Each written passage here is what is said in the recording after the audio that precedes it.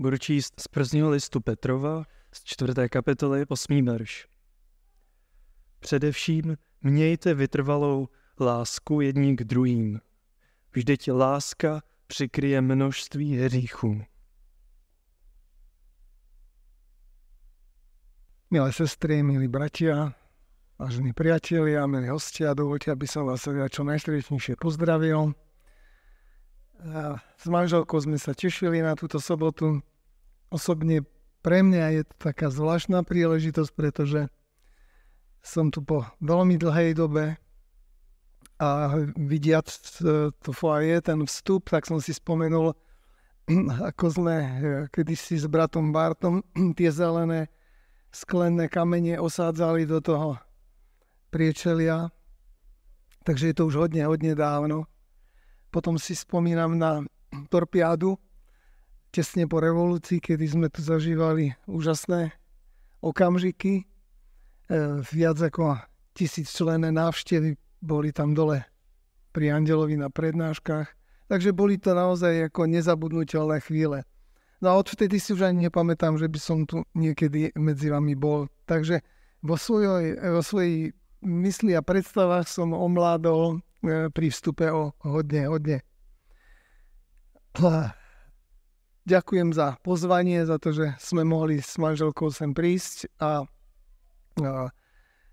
musím povedať, že som sa nepripravoval nejako špeciálne na vás, že som nezisťoval, aká je situácia, aké máte problémy, konflikty, aby som sa trafil do tej situácie, ale prichádzam s tým, že vám chcem otvoriť svoje srdce a dovoliť vám nahliadnúť dovnútra, o čom ja premýšľam, o čom uvažujem, v čom sa nechávam ja oslovovať mojim pánom a čo mne tak osobne leží hodne na srdci. Preto aj tá téma, ktorá je tam daná, nechcel som vás tým vystrašiť, ale je to téma, o ktorej uvažujem.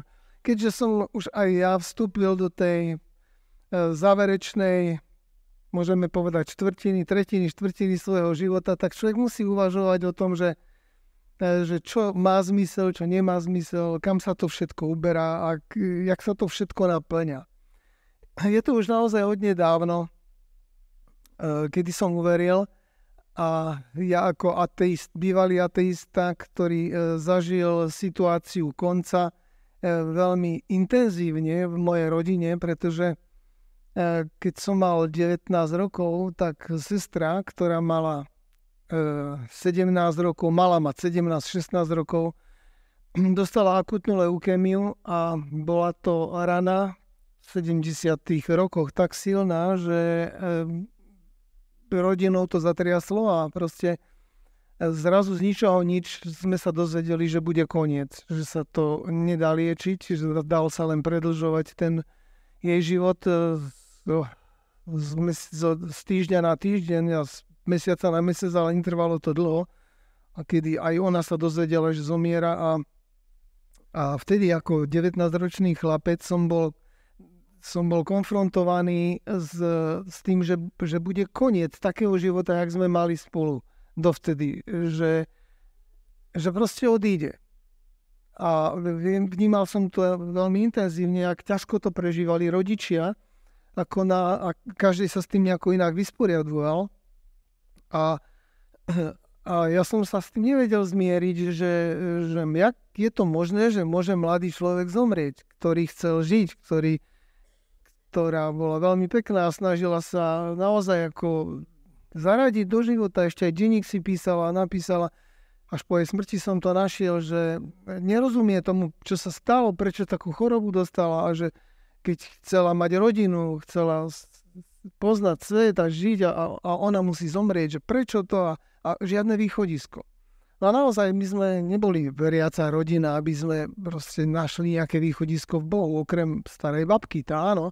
A podľa mňa to patrilo k veku, viera, ale nebolo to riešenie, nebola to odpoveď na to, prečo ona zomiera, prečo bude koniec. A dokonca, keď už sme stali nad hrobom a druhí ľudia sa tam modlili, tak som nevedel, akože prečo sa modlia, že čo tam robia, akože sa modlia, no. Ale zistil som, že to že to nejako patrí k tomu obradu, áno, aj k tomu hrobu, že tam prídu a modlia sa. A len taký pohľad, že som proste, keď som prišiel k tomu hrobu druhýkrát, tak si hovorím, ale musím sa aj ja nejako asi modliť, keď som tu.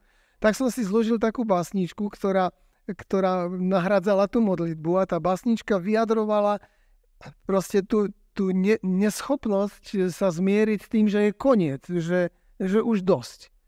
A viem, že tam bola jedna časť tej básny, bola asi taká, že ja viem, že raz sa stretneme, ale či to bude tvoja noc, alebo môj deň, to neviem. Ale raz sa stretneme, to viem.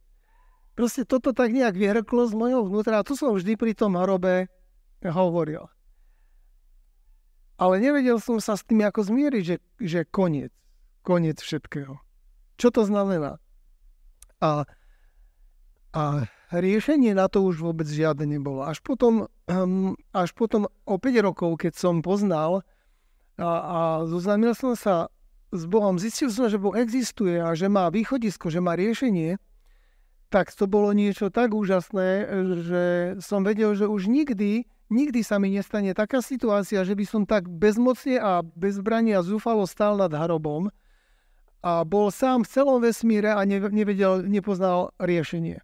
Vedel som, že už nikdy sa to nestane, že už aj keď prídu situácie a prišli, že zomreli rodičia, že zomrelo veľa známych priateľ, ale už som nikdy nestál nad hrobom v takej totálnej zúfalej bezmocnosti.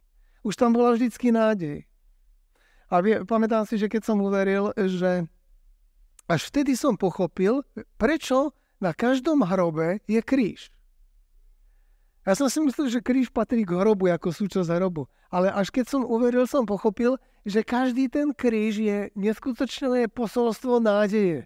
Posolstvo lásky, posolstvo, ktoré má východisko, ktoré má riešenie. Že ten hrob to není koniec. Že má aj pokračovanie. A môže to byť pokračovanie niekde hore. A tak keď potom v Biblii čítame mnohé situácie, kedy Pán Boh pripravuje tento svet, že prichádza koniec, dokonca apoštol Pavel naozaj tam píše, že priblížil sa koniec všetkého. A na mnohých miestach nachádzame koniec, slovičko koniec. Ale to slovičko koniec v tom Novom zákone môže mať 4 významy podľa odborníkov. Jeden je naozaj koniec, že niečo končí.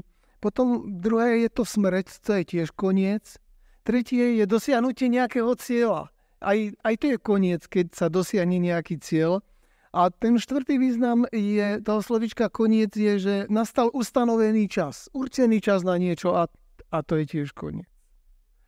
A keď apoštol Pavel hovorí, že priblížil sa koniec všetkého, tak ako keby tam boli zahrnuté všetky tie 4 významy toho slovíčka. Ale on pokračuje ďalej, keďže všetko to nachádza svoj cieľ, alebo všetkému sa približuje ustanovený čas a všetko sa to končí, on pokračuje. Preto buďte rozumní a bdejte na modlitbách a predovšetkým majte vytrvalú lásku jedný k druhým, lebo láska zakrýva množstvo hriechov. Ako keby rezumé toho celého, že to všetko skončí, bolo vyvrcholené práve v tomto. A keď sa pozrieme do Biblie, tak zistíme, že v Biblii nachádzame niekoľkokrát, dá sa povedať, že dosť krát a dosť razy nachádzame situáciu, kedy prichádza koniec, kedy bol ohlasovaný koniec. Jedna z takých prvých tragédií, ktorá bola ľudstvu ohlásená, že bude koniec, to bolo pred potopou. Vy to určite dobre poznáte, kedy Noé mal byť ten, ktorý prinesie posolstvo aj konca, ale aj milosti, aj záchrany. Je zaujímavé, že vždy, keď Pán Boh ohlasuje koniec niečoho, tak vždy prichádza aj s riešením. Prichádza aj s posolstvom nádeje, s posolstvom milosti. Ukazuje, ako ten koniec nemusí byť naozaj koniec. A Noé bol pred potopou práve takýmto prorokom, takýmto poslom, ktorý prišiel s hroznou správou, ktorej sa nedalo uveriť. Takmer nikto tomu neuveril, že to všetko skončí.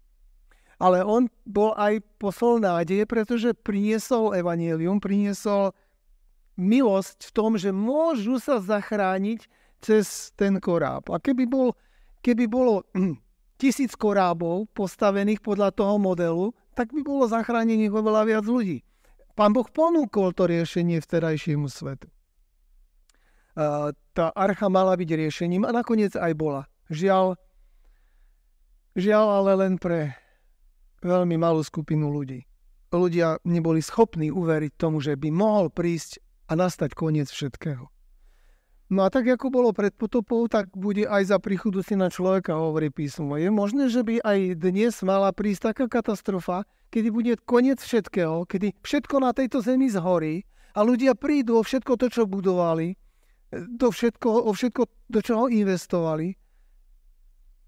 A Pán hovorí, že áno, že príde nie vodou, ale ohňom. My sme tí, ktorí by sme mali byť prorokmi ako Noé, mať pripraviť tento svet na to, že to tu raz všetko zhorí a že sa to už nebude až príliš oddalovať. Je to dobrá správa pre ľudí, čo myslíte? Je to niečo úžasné, keď sa dozvedia, že sa blíži takáto kataklizma, koniec všetkého, koniec ich života, koniec ich plánov. To je hrozné posolstvo. Ale keď Pán Boh posiela takéto posolstvo cez niekoho, tak na druhej strane dáva aj nádej, posolstvo milosti. Aké máme možnosť priniesť posolstvo milosti? Pripravil Pán Boh nejaké riešenie, alebo naozaj to musí všetko a všetci zahorieť? No je to mal strašne ťažké. Nikto mu neuveril, nič nenaznačovalo tomu, že sa také niečo stane. My sme tí, ktorí by mali prinášať posolstvo nádeje v beznádejnom svete. A Pán Boh si nás chce použiť. Tak, ako si použil vždy, keď prichádza napríklad koniec otroctva v Egypte, izraelského otroctva v Egypte, tak Pán Boh posiela zase Mojžiša, proroka, ktorý má vyviesť, má ukázať, že nebude totálny zánik izraelského národa, tak ako to faraón plánoval, zničiť všetkých chlapcov, aby sa už neplodili, nerozmnožovali Izraeliti a ten národ, aby asimiloval, totálne bol zničený. Toto sa mohli dozvedať, keď si museli zabíjať svoje deti. Ale Pán Boh prichádza cez Mojžiša a prináša im posolstvo nádeje, vyslobodenia, posolstvo milosti. Keď má skončiť vyvolenosť izraelského národa a má prísť Mesiáš a ukončiť éru Izraela, tak prichádza Eliáš, ktorý má posolstvo nádeje. A on predstavuje, vlastne symbolizuje Pána Ježiša, ktorý by mal mať riešenie na tú situáciu a východisko. Prichádza Ján Krstiteľ, ktorý ukazuje, že sa dá pripraviť na to, že je možné sa pripraviť na to, čo príde. A keď ideme ďalej, o stáročia ďalej, prídeme do roku 1944, kedy William Miller ohlasuje zase dobu konca.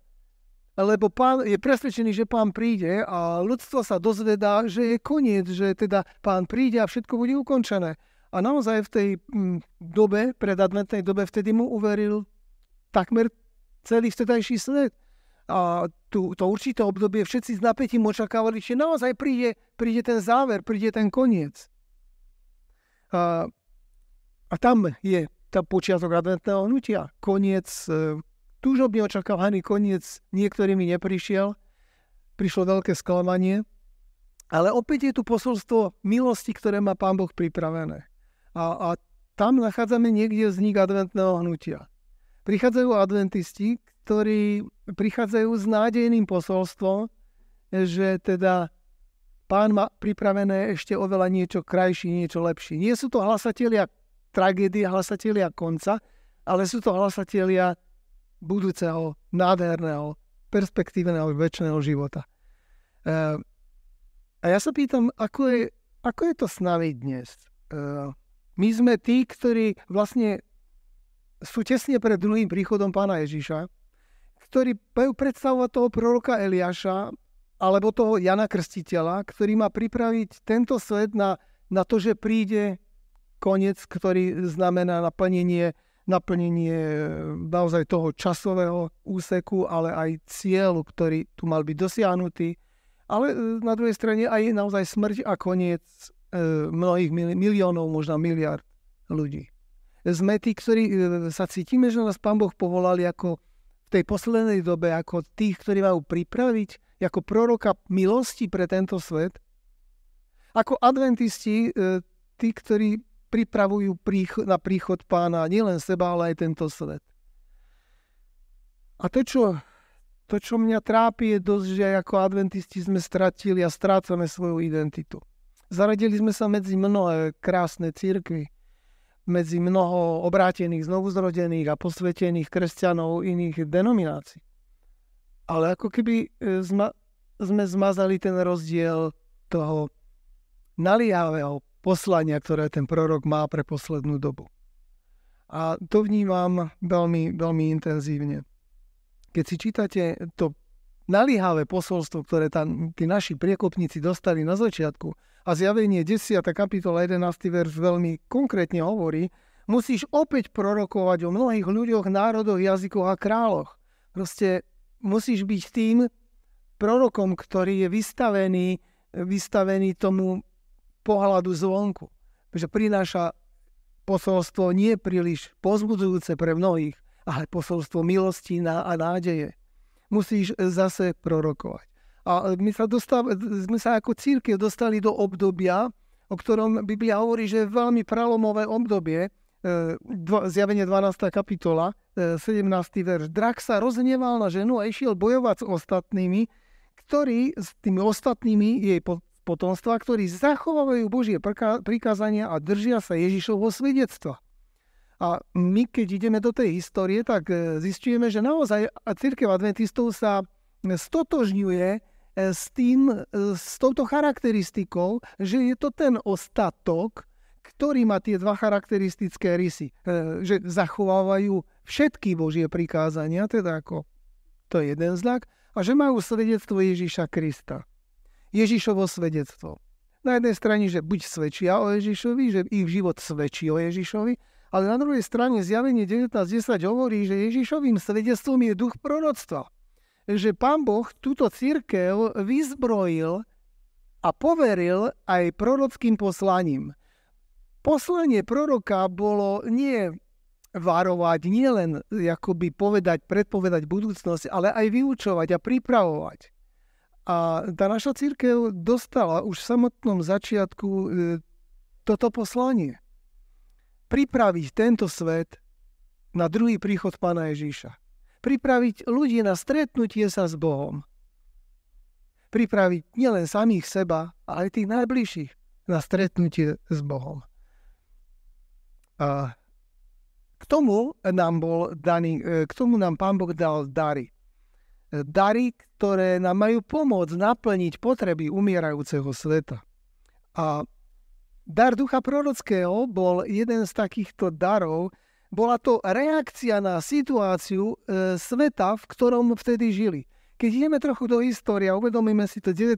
storočie, čo to bolo za dobu, tak v tejto dobe Pán Boh posiela naozaj prorocké hnutie a toto vybavil určitými darmi, ktoré boli reakciou, takou reakciou súcitu, milosti, proste dary, ktoré znamenali veľa pre tú dobu. Keď si zoberiete, v tom 19. storočí sa do nemocnice chodievalo väčšinou zomierať. V 19. storočí, alebo začiatkom toho 19. storočia bola aj veľmi katastrofálna situácia aj v medicíne. Keď si zoberiete, že lekári vtedy používali ortuť, púšťanie žilov, formaldehyd. Takže tí, ktorí prišli do nemocnice, tí ľudia tam naozaj väčšinou zomierali, keď ich takto začali liečiť. A vtedy vzniklo aj to posolstvo ducha prorockého, že ľudia nemajú sa spoliehať na nemocnice, že nemajú dôverovať lekárom vtedajšej doby. A pretože tá medicína bola vtedy v takom stave, že ako keď proste niekto je poranený a ešte ho zbijú a on to prežije, tak už prežije všetko. Ak to prežije. Ale väčšinou sa zomieralo. 90% tam zomreli.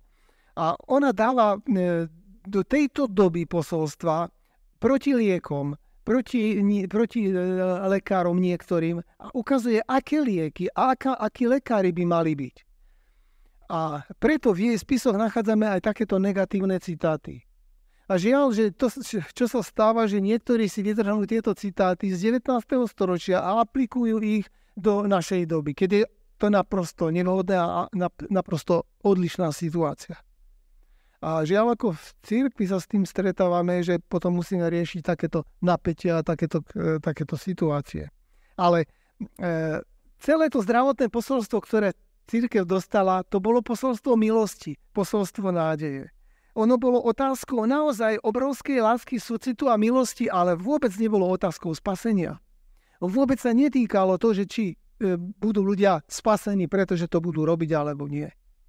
A to posolstvo zdravotnej reformy zachránilo veľa ľudí. Keď si zoberiete, že vtedy priemerný vek života ľudí v začiatku 19. storočia bol od 38 do 48 rokov, tak to jej posolstvo prinášalo potom naozaj zdravie, prosperitu až do veľkej staroby, áno? A ona sa sama snažila presunúť to posolstvo, posolstvo milosti, posolstvo nádeje do života cirkvi, do života ľudí, aby tí ľudia, ktorí uverili, to dávali ďalej. Dávali to tomu hynúcemu svetu, aby si to nenechali pre seba. A preto napríklad ona kladla, zo začiatku to bolo predkladané, keď vznikla Loma Linda, vznikli tie lekárske školy, ona veľmi podporovala vzdelávanie lekárov a zakladanie takýchto lekárskych centier. A zo začiatku sa to volalo, že Medical Missionary Work, lekárska zdravotná práca. Ale ona v roku 1900 potom navrhovala, aby sa to nevolalo už lekárska zdravotná práca, aby to ťažisko nebolo na lekároch, ale aby sa to volalo Missionary Health Restoration Work, teda misionárska práca obnovy zdravia, ktorú by mal každý človek šíriť tam, kde je. Každý človek sa mal stať zdravotným misionárom.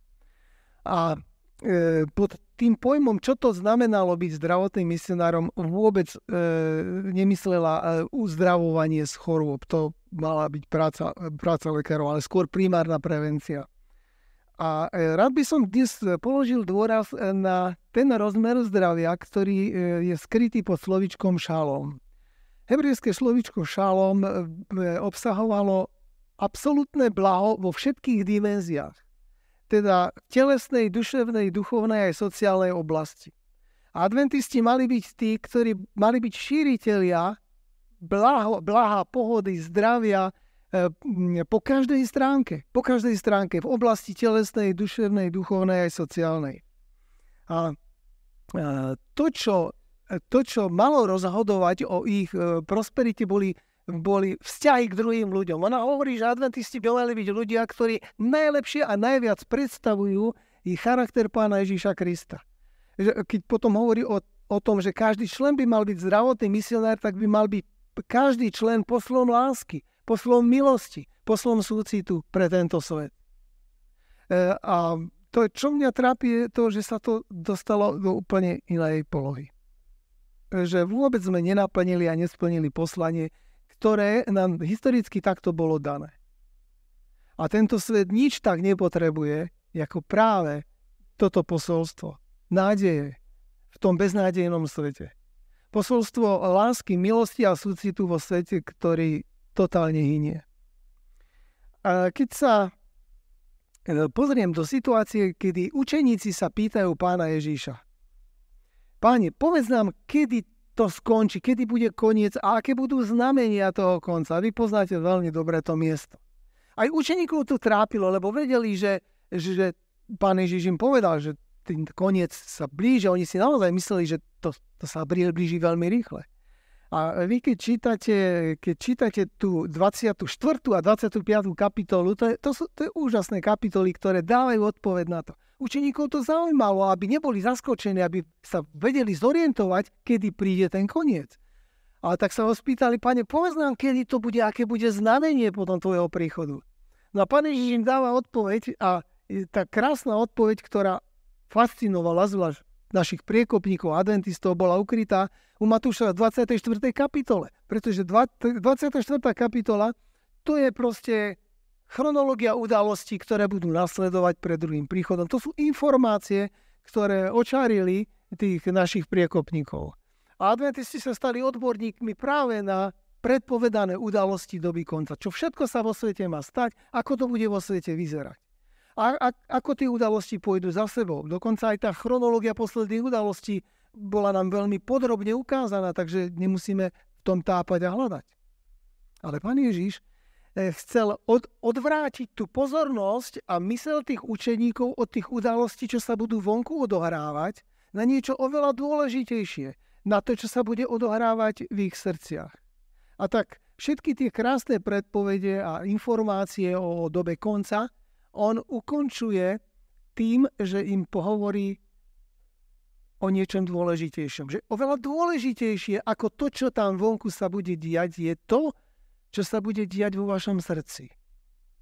Aké pohnutky budete mať? Čo vás bude motivovať? Či budete mojim služobníkom dobrým alebo zlým? A tam dáva ten rozdiel medzi dobrým a zlým služobníkom, medzi pripraveným a nepripraveným služobníkom. Medzi ľuďmi, ktorí budú pripravení na jeho príchod a ktorí nebudú pripravení. A ukazuje, v čom spočíva to tajomstvo rozdielu ľudí pripravených prežiť koniec, ktorý sa blíži. A vy to dobre poznáte. Matúš 25. kapitola končí tými 3 obrazmi, ktoré ukazujú a majú jeden spoločný základ. Či už je to múdre a bláznivé panny, podobenstvo ukazujúce na hĺbku v prežitku s Duchom Svätým vo svojom srdci, alebo o hrivnách, zase je tam nejaká vlastnosť toho, ktorý sa nezištne zdieľa s ostatnými o tie hrivny, ktorý má, na rozdiel od toho, ktorý myslí len na seba a zakopal ich. Ale to fascinujúce bolo to 3. podobenstvo, kedy Pán Ježiš im hovorí, že v dobe súdu, keď už naozaj príde koniec, keď už príde Pán a bude rozdielovať na pravici a po lavici, tak rozdieli ľudí nie na základe informácií, nie na základe toho, do akej cirkvi chodili, kde patrili, čo vyznávali. Ale to 3. podobenstvo ukazuje na niečo celkom iné. Čo myslíte? Čo tých ľudí, ktorí sú pripravení na ten záver, ktorí sú ním uznaní, že áno, môžu ísť do Božieho kráľovstva. Čo ich spája? Aký prvok majú spoločný? Keď to nie sú informácie, príslušnosť k cirkvi, ich špeciálna výnimočnosť. Je tam jedna spoločná vlastnosť, ktorá ich všetkých spája. A táto spoločná vlastnosť je niečo, čo musí nás dnes spájať a čo musí byť aj našim posolstvom a poslaním pre ľudí, ktorí okolo nás žijú. To, čo rozhodlo, dali ste mi, nedali ste mi, navštívili ste ma, nenavštívili ste ma, obliekli ste ma, neobliekli ste ma. Zle v obraze, viete, o čom hovorím. Čo ich motivovalo? Čo to kľúčové a rozhodujúce bolo, čo mali od tých, ktorí to nespravili? Čo to bolo? Uvažujte, čo to bolo? No, to, že si všimli hladných, nahých, smedných, chorých, uväznených, že vôbec ich uvideli. To bolo ovocie ducha, ktoré vyprodukovalo v ich srdci súcit, láska. Je tak? Mali niečo, čo nemali tí druhí. Proste boli vnímaví a citliví na Ducha Svätého tak, že to ich svedomie bolo roztiahnuté do tej miery, že videli druhých, videli ich potreby. Dokázali nielen vidieť, ale aj súcitiť s tými druhými. Zabudli na seba, lebo si uvedomili, že tí druhí to majú oveľa ťažšie a horšie. A že im musia pomôcť, že nemôžu sa len nezištne len tak proste dívať. Súcit. A to je to, na čo by som chcel dnes položiť veľký dôraz. Vlastnosť, ktorú Pán Boh chce, aby ten prorok, ktorý má pripraviť tento svet pre poslednú dobu, aby vlastnil. Súcit, ktorý robí rozdiel medzi tými, ktorí ho majú a tými, ktorí ho nemajú. Bez ohľadu na to, do akej cirkvi patria. Bez ohľadu na to, čo vyznávajú, aké informácie, aké tituly získali. Bez ohľadu na to. To, čo ich bude deliť, je citlivosť na Ducha Svätého, ktorý chce v nich vyprodukovať ovocie ducha.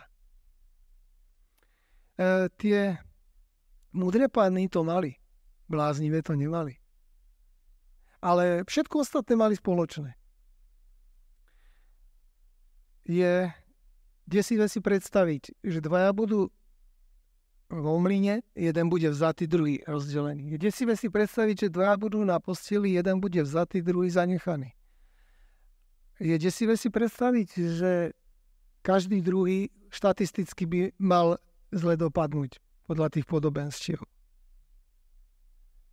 Keď máte viac detí a keď máte počítať prvý, druhý a predstaviť si, že niektorý by nemal byť zachránený. Je to hrozná predstava. A Pán Boh chce, aby sme mali taký súcit, že povieme si, že spravím všetko preto, aby nikto nemusel byť vynechaný. To je to, čo rozdelilo ľudí. To je to, čo bol ten obrovský rozdiel. Jeden z mojich najobľúbenejších citátov od Ducha prorockého je citát, ktorý nachádzame v 6. zväzku svedectiev na strane 261. Tento citát často citujem, pretože zodpovedal na úžasnú potrebu dnešnej doby a dal odpoveď na otázku, na najdôležitejšiu otázku, ako by mala vyzerať dnes evangelizácia, naša evangelizácia, naše posolstvo tomuto svetu, zomierajúcemu svetu. Čo je dôležité, čo by sme mali robiť. A ten citát hovorí o tom, čo potrebuje tento svet. Ten citát zdôrazňuje 4 potreby tohoto sveta a 1 potrebu cirkvi.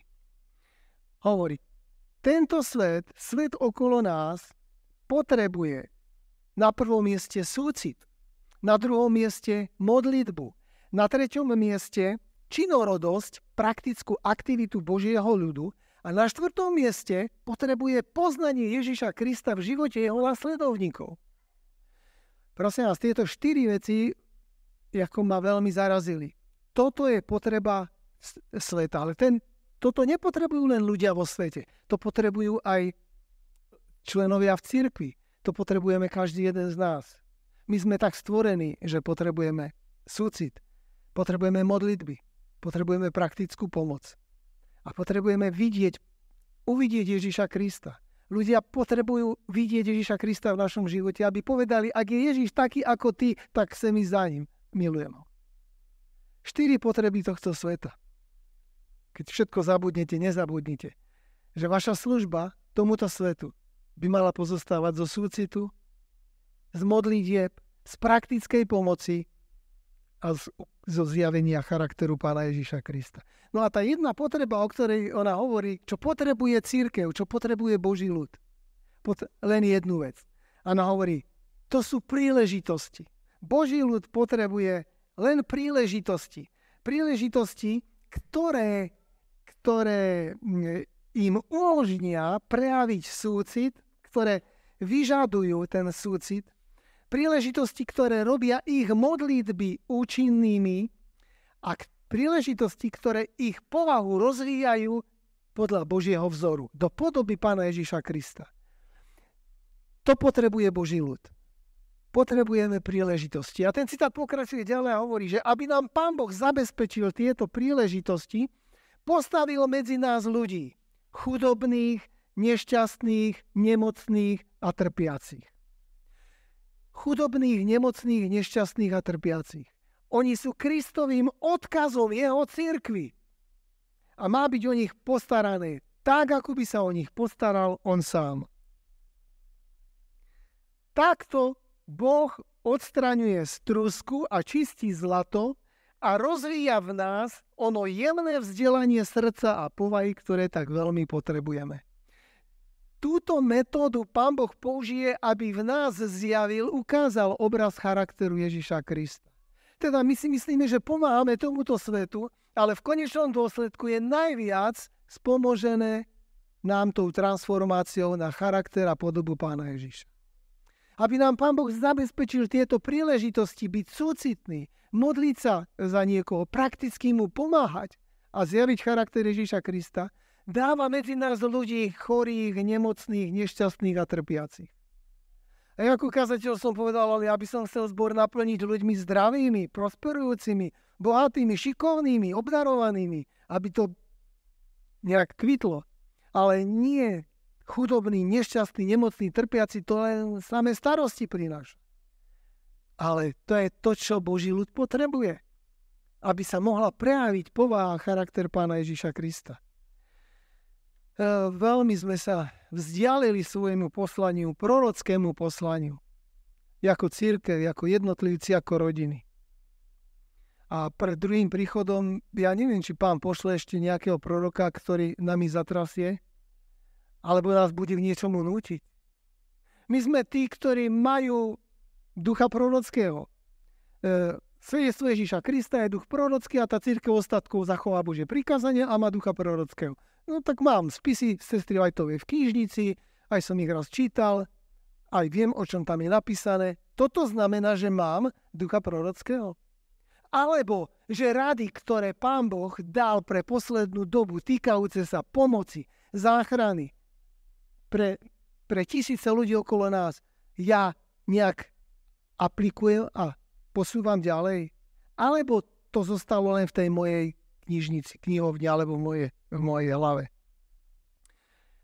Každý z nás by mal rozmýšľať, ako byť oveľa empatickejším, súcitnejším, otvorenejším svojmu okoliu, ľuďom okolo nás. Keď si pozriete na život Pána Ježiša, nikto tak nepredstavil Otca tak súcitného, tak milosrdného, milostivého a láskavého ako Pán Ježiš. Pán Ježiš naozaj to nikdy neprehnal s láskou a so súcitom, aj keď sa nám to môže zdať, že to preháňal. Len keď si zoberte, keď vidí potrebu hladných, tisíce a tisíce hladných, ktorí počúvajú vás a nejedia nič, tak on ich nasíti, on spraví zázrak a nasíti ich. Ale nie, že každému dá jeden chlebík a jednu rybičku. On im dá toľko, že zostane ešte 12 košov zbytkov, aby si mohli rozobrať. On to prehnal skoro.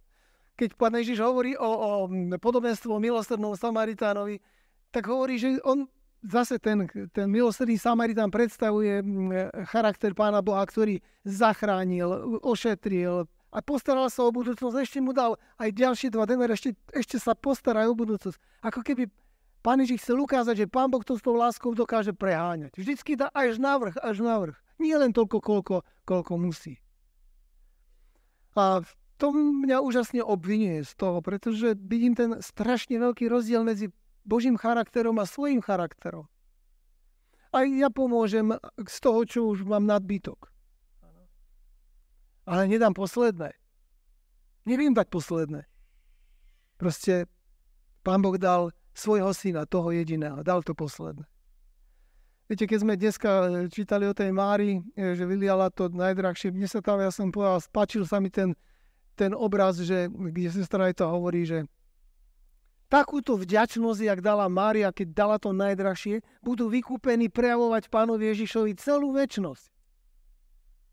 Celú večnosť si budú uvedomovať ten obrovský rozdiel medzi tým, čo si zaslúžili a tým, čo dostali. A celá večnosť nebude dosť dlhá na to, aby vyjadrili vďačnosť a lásku Pánu Bohu.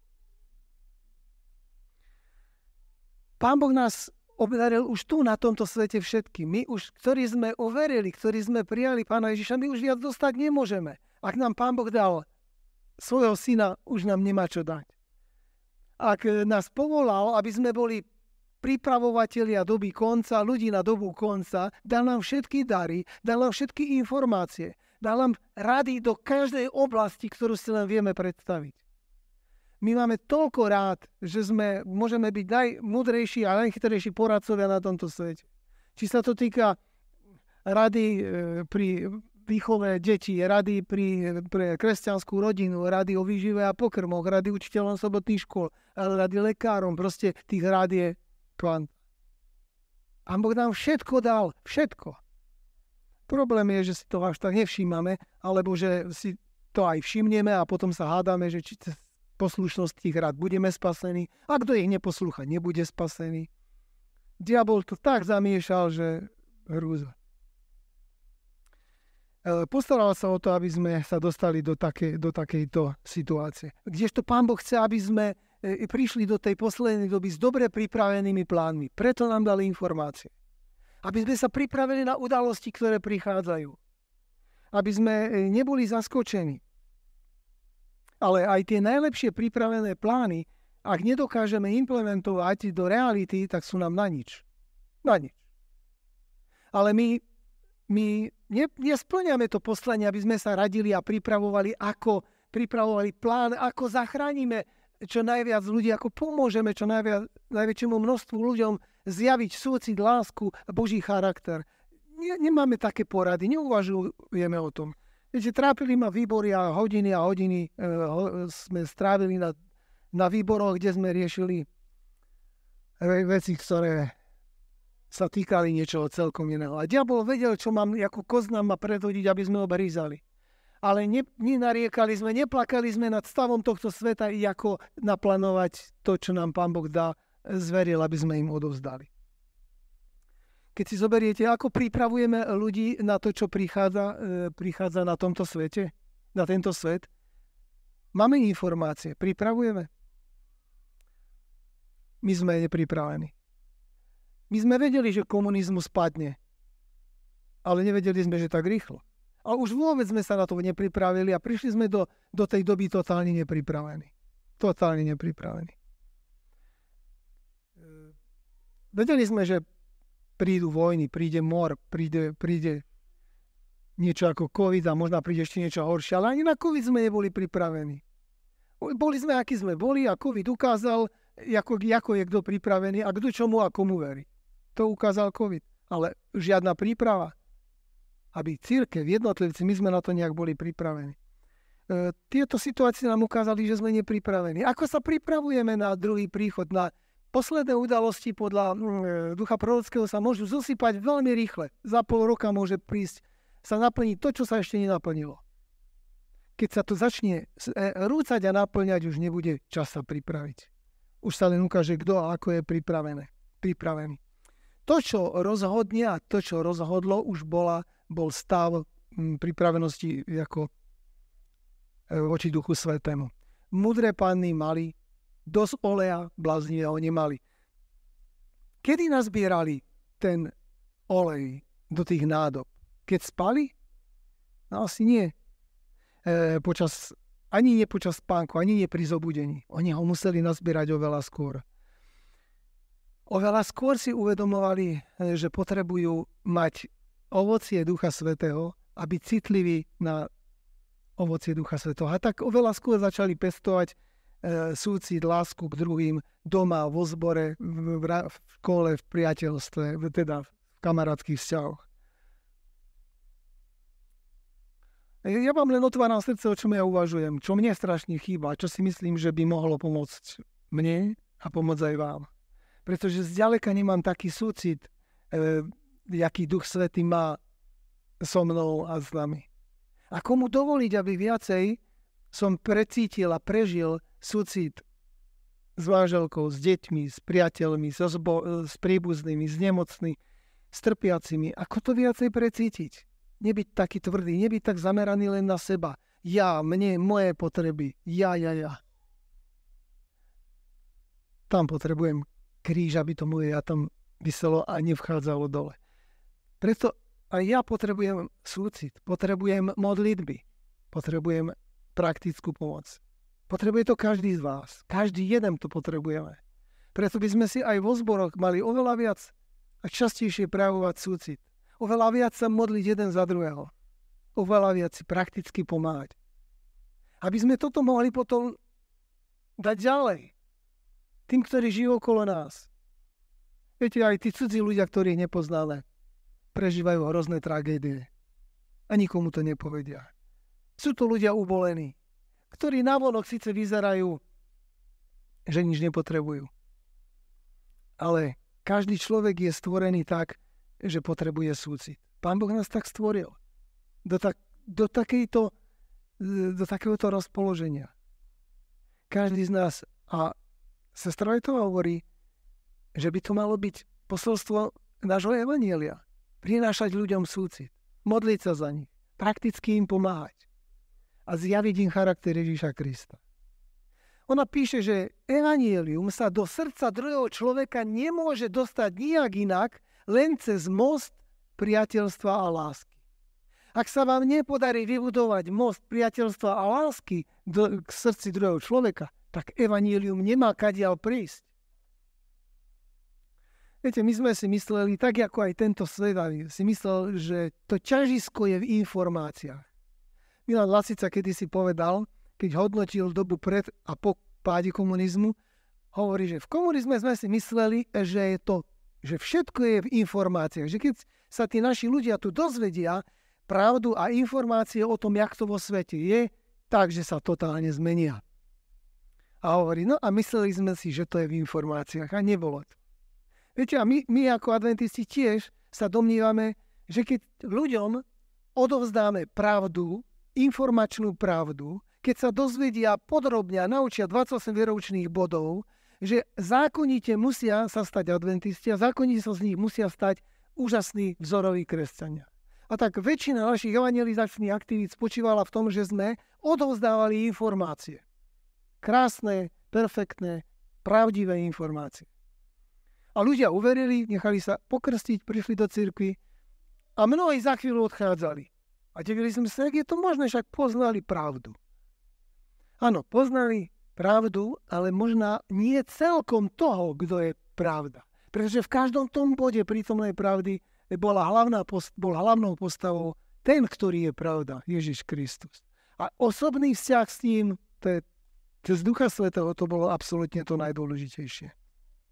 Preto je tak veľký dôraz, aj Pán Ježiš, keď hovorí, že keď rozdieli na pravici a na lavici, tak rozhodne o tom nie to množstvo informácií, na ktoré možno sme sa spoliehali, ale tá citlivosť na Ducha Svätého, ktorej sa ten dotyčný poddal a nechal sa celé ovládnuť pôsobením Ducha Svätého.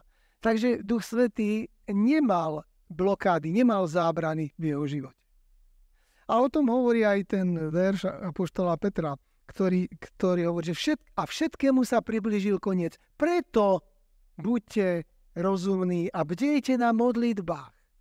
Predovšetkým majte vytrvalú lásku jedných k druhým. Láska, ktorú tam má na mysli agape, láska, ktorá je seba obetujúca sa, seba dávajúca sa, súcitná, milostivá a milosrdná, tak ako je Boh sám.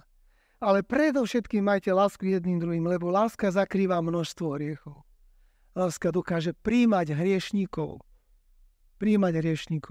To je to, čo my ako ľudia nedokážeme. My dokážeme jeden voči druhému byť spravodlivý. Jaký požičaj, taký vráť. Ale byť milosrdný a milostivý, súcitný, byť taký, ktorý sa nespráva spravodlivo, ale pozitívne nespravodlivo. Na to má len Pán Boh. A on to môže dokázať aj cez nás, ak mu v tom nebudeme brániť. A kde sa to máme učiť? No, najlepšie tréningové pole je rodina, manželstvo, deti. Tam môžeme trénovať. Priatelia, zbor. Prijímať sa jeden druhého, povzbudzovať sa jeden druhého. A nevidieť rozdiel. Ty ješ meso, ty neješ meso, ty si taký. Nie proste. Milovať sa bez ohľadu na to, kto aké má poznanie, túžby, zvyky, proste nebrať na to ohľad, ale byť trpezlivý, láskavý, súcitný. Dovolí Duchu Svätému, aby on tú cirkev prežiaril svojím svetlom. A potom to svetlo bude postupovať aj ďalej. Teplo tejto Božej lásky sa bude šíriť tak, ako keď mravci šíria na jar teplo vo svojom mravenisku. Že prvý mravec vyjde von, chytí slniečko, nahraje sa, príde dnu, stúli sa, objíme, pritúli sa k tomu druhému chladnému mravcovi, zobudí ho, idú 2, 4, 8 a tak ďalej. A Pán Boh chce, aby sme boli nie organizácia, ale organizmus. Takýto živý organizmus, ako je to mravenisko. Kedy to teplo potom sa bude šíriť objatím tých druhých ďalej a ďalej. A ja túžim a snívam o takej cirkvi, ktorá bude proste takto sa príjmať, súcitiť a takéto teplo šíriť ďalej a nie proste strohé rady, príkazy, nariadenia. Áno, máme byť príkladom. Máme byť príkladom po každej stránke. A ak náš príklad nezjavuje Krista, nezvestuje evanjelium, tak slova to nedoženú. Knihy to nedoženú. Informácie, programy to nedoženú. To sú všetko len podporné aktivity. Ale evanjelium sa musí zvestovať životom. Musí to byť práca Ducha Božieho. A naozaj, ako aj sestra Ajtová píše, dielo Božie bude dokončené Duchom Svätým. A možná aj Duchom Svätým naplnení a ovládaní ľudia. A ja vám želám, aby takýmito ľuďmi ste sa stali, takýmito prorokmi poslednej doby, šíriacimi súcit, lásku, milosť a milosrdenstvo, aby bol aj tento váš zbor. Kiež vám k tomu Pán Boh bohate požehná. Amen.